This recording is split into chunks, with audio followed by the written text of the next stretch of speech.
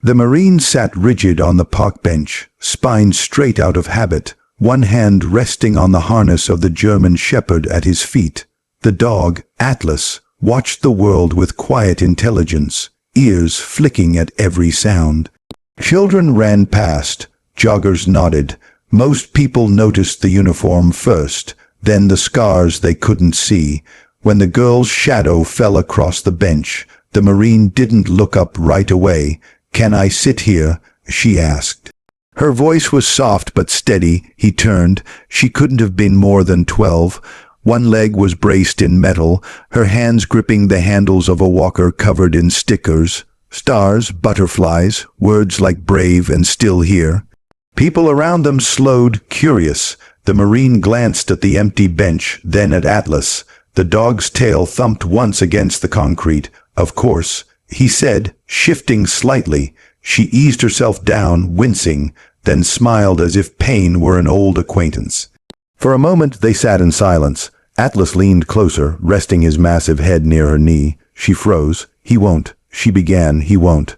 The Marine said, "He's trained, but he likes people who ask politely."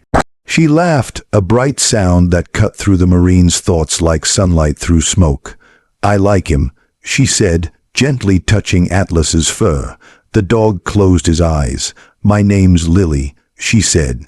"I come here when therapy's hard." The Marine nodded. "I come here when memories are loud." She looked at him then, really looked. "Do they ever stop?" He considered lying. Instead, he said, "No, but they get quieter when you share the bench." Around them, people had stopped pretending not to watch. A soldier, a disabled child, a dog like a statue of loyalty. No one expected what came next. Lily reached into her bag and pulled out a folded piece of paper. "I write letters," she said, "to people who look like they need one." She handed it to him. His hands trembled as he opened it. Atlas pressed closer, as if anchoring him. The letter was short. It said, "You're still needed.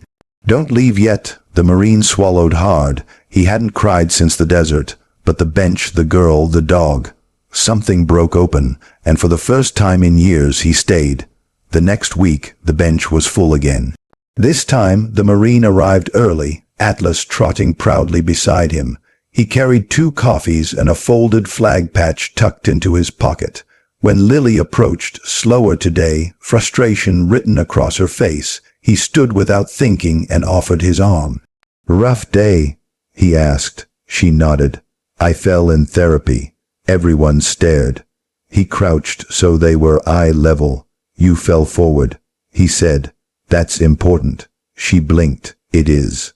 Means you're still trying."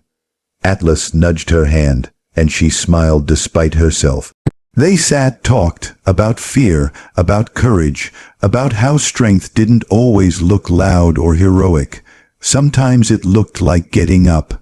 Sometimes it looked like asking for a place to sit. A crowd gathered again, phones out, whispers passing. Someone recognized the Marine. A reporter hovered nearby.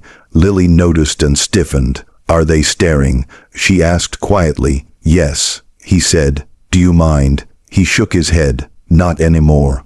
He reached into his pocket and handed her the flag patch. "This was on my uniform," he said. "I think it belongs to you today." Her eyes widened.